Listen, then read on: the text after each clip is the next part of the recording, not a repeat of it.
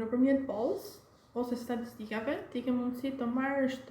dhëna akoma më të vlefshme që ti ke mundësi të krijosh akoma content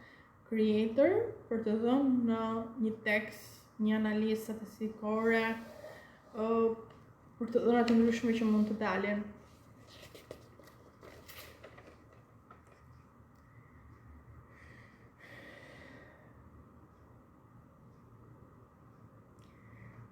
Është ndikimi në opinionin publik,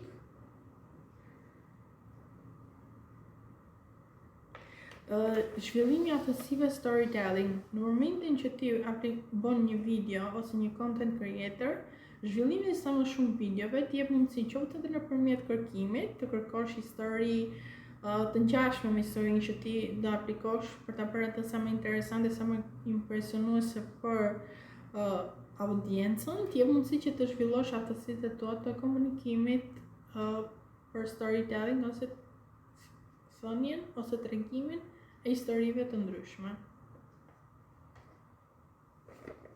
Krijimi në një ndikimi afatgjatë. Në momentin që ti krijon një video në YouTube, ti jep mundësi që kjo video të qëndrojë në kohë në periudha afatgjata, që do thotë persona të ndryshëm ka mundësi që këtë video ta ndjekin në periudha të ndryshme, duke pasur mundësinë e fleksibilitetit në çfarë do lloj momenti, qoftë në shtëpi, në kafe, në zyrë, dhe që